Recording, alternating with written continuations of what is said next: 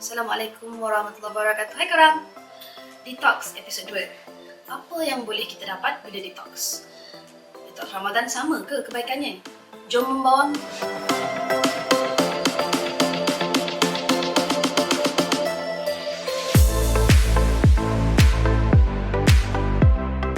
Ini adalah episod kedua tentang detox. Kalau mahu pengenalan, bolehlah ke episod 1 saya.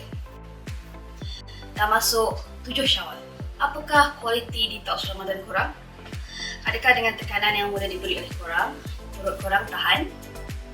Bagaimana dengan pembuangan korang? Datang balik ke sakit-sakit perut sebelum puasa korang tu? So, adakah detox Ramadan korang berjaya? Sebenarnya, bulan Ramadan adalah satu contoh proses detox yang sangat menarik. Kajian demi kajian dilakukan ke atas umat Islam di dalam dunia penyelidikan, sama ada di kalangan penyelidik Islam dan bukan Islam. Ada di India, Iran, Saudi, Malaysia atau di Jepun dan negara barat, contohnya di UK. Selalunya, jenis kajian adalah berkenaan puasa Ramadan dan kesannya pada sistem tubuh badan manusia. Saya bacakan antara introduction atau mukadimah yang ditulis oleh Profesor Yoshinori Osumi berkenaan puasa Ramadan. Dalam English ni, and I quote, Ramadan fasting, in brackets, intermittent fasting, contributes to restoring homeostasis.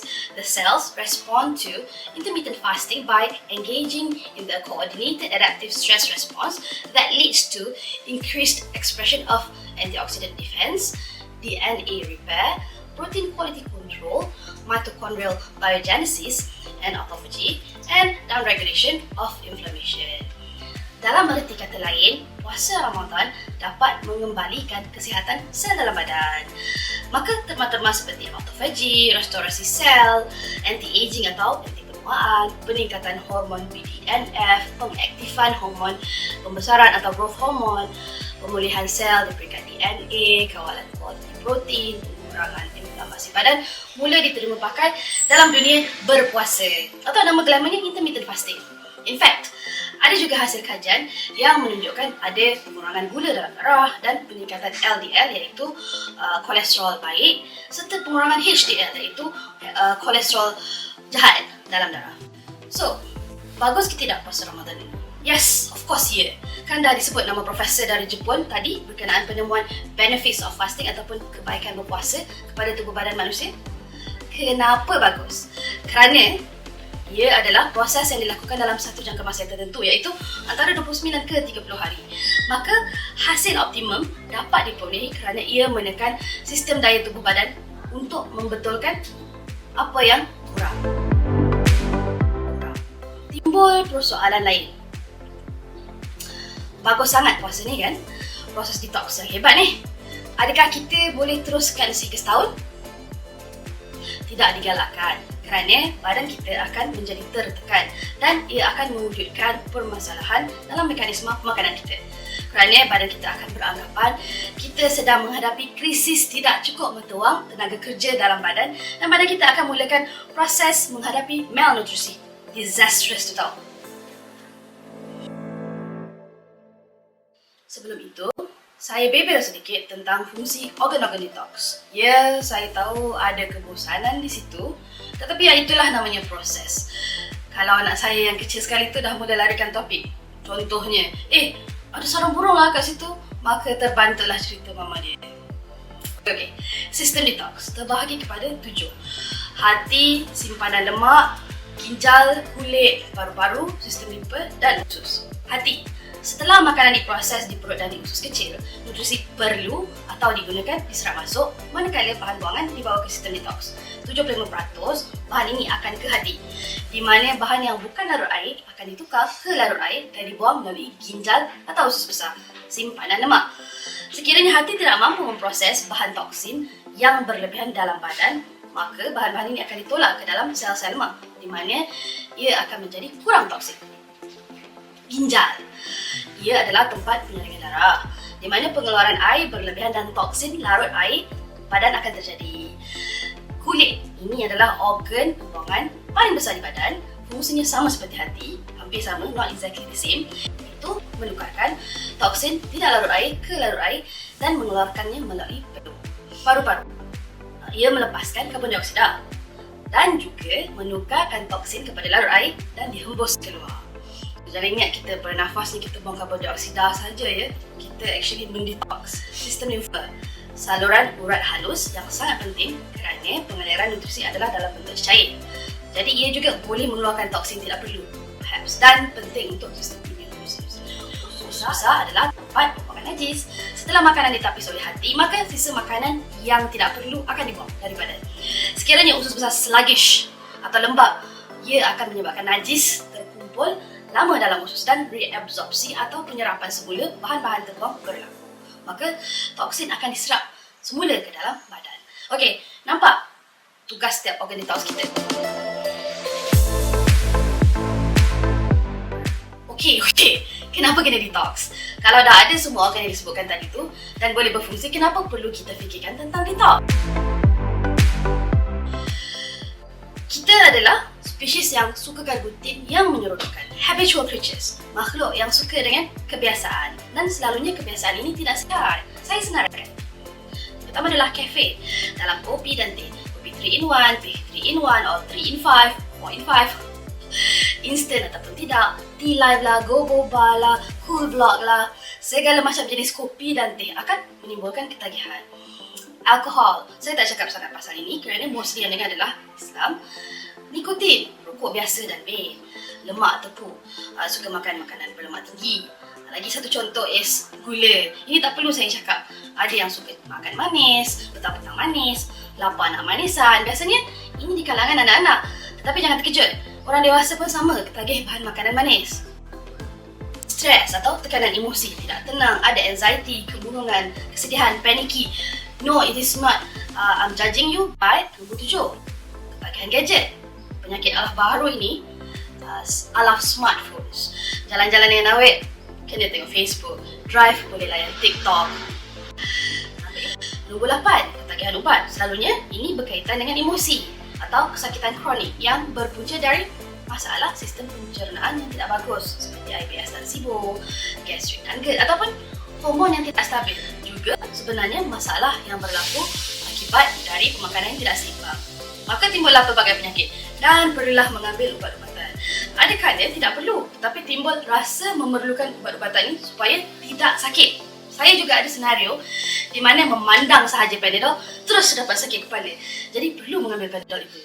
Jadi ini adalah lebih kepada untuk membina atau mengubah badan kita supaya boleh kurang dari mengalami masalah-masalah yang timbul dengan kebiasaan-kebiasaan yang tidak sihat. Sebab itulah ia dikatakan boleh jumpstart badan kita. Kita paksa badan kita stop atau berhenti dari membuat semua aktiviti biasa dan mula berehat dari sentiasa memproses makanan tidak berhenti-henti kepada sekejap memproses makanan, sekejap berhenti. Proses balik, berhenti balik. Proses berhenti itu adalah dalam jangka masa yang agak panjang, iaitu 12 ke 14 jam. Apabila ada waktu tenggang, badan kita barulah boleh memproseskan apa yang ditangguhkan selama ini. Jadi bermula proses restorasi sel. Of course, cara detox paling baik adalah dengan pemakanan. Terdapat pelbagai cara untuk detox. Antaranya detox jus, detox mikrobiotik, detox hati, detox hampedu, detox ginjal, detox gula, detox protein, macam-macam lah. Seperti yang dilakukan oleh Dr. Surya Hatun dalam page-nya di Facebook pada Ramadan ini. Beliau mengurangkan pengambilan protein haiwan, memilih makanan yang rendah indeks glycemic, mempelbagaikan jenis karbohidrat, contohnya quinoa, millet, dal, ulung dal, memperbanyakkan sayur-sayuran segar, di samping menghadkan pengambilan kafein. Pendek kata, saya pun terpalit dengan proses membiasakan makan makanan yang lain dari biasa. Puasa Ramadan seperti yang diberitahu adalah proses detox, dan apabila ditambah dengan pemilihan makanan yang bagus, maka badan kita akan lebih berterima kasih kepada kita dengan mula membongkar segala macam toksin dan menjadi lebih sihat. Tetapi apabila toksin mula keluar, kadang-kadang kita akan demam sekejap lah. Pada masa yang sama, ada juga yang menggunakan elemen luaran dalam membantu proses detox. Contohnya enema. Ini digunakan dalam cara pembersihan usus, iaitu colon detox. Ada juga yang menggunakan sistem mandian seperti mandian wap, sauna, dalaman batu garam ataupun aromaterapi. Dan saya berikan satu contoh detox yang pernah saya lakukan kepada klien-klien saya. Saya selalunya bermula dengan minuman detox pembersih hati ataupun liver flush juice. Ini adalah resepi yang sering saya beri kepada klien saya yang ada masalah GERD ataupun gastrik. Ini adalah untuk selama 3 hari. Syaratnya adalah tiada garam, gula, MSG, penyedap, kicap, sos tomato, sos cili, Thousand Island, mayonnaise dan juga begitu panjang senarai makanan berproses. Perisa dan perasa adalah dari rempah ratus, herba, herbs and spices kan. Cuka ada macam-macam, ada balsamic vinegar, ada apple cider vinegar, white vinegar, madu, buah-buahan. Tidak boleh ambil red meat, dan sekiranya boleh makan udang, boleh ambil udang, ayam bahagian dada ataupun ikan yang tidak gatal. I think antara contohnya adalah tenggiri. Tak boleh nak bayangkan. Okey, nanti dalam episod keempat saya akan buat demonstrasi resepi-resepi ini. Ya. Detox memang dengan makanan sahaja ke? Detox memangnya ada sisi diet, minda dan emosi. Sekiranya kita ke Koh Samui, Thailand, ada tawaran package detox di mana kita akan diberikan senarai aktiviti yang katanya boleh mendetokskan minda, diet dan kebiasaan yang merosakkan kita sekiranya kita tidak berubah dan membetulkan cara hidup kita kepada yang lebih sihat. Nak detox alkohol, detox daripada drugs pun boleh. Namun, pilihan yang ada adalah tidak murah ya. Ini menjadi impian kami untuk buat program sebegini di Malaysia.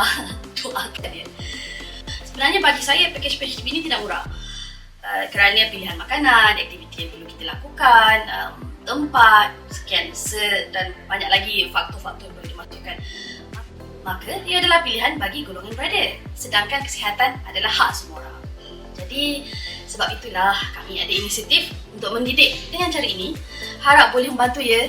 Kalau tidak faham boleh saja hubungi saya. No problem, the door is always open. Pintu sentiasa terbuka. Ada soalan boleh je. Menjawab tentang hype detox ataupun detox yang trending. Kadang-kadang hype detox adalah suatu diet yang agak ekstrim. Selalunya yang menjalankannya ingin menurunkan berat badan dalam masa yang singkat. Jadi motivasinya sangat tinggi. Tetapi apabila kita katakan ekstrim, maka ada kesan sampingan juga perlu kita perhatikan. Don't go to extreme lah. At the end of the day, kesihatan kita yang penting, betul tak? Okey, saya akhiri dulu di sini. InsyaAllah, minggu hadapan saya akan bawakan 2 ke 3 personality untuk kami bincangkan soal detox dan kesihatan. Bye! Selamat Hari Raya. Maaf lahir batin.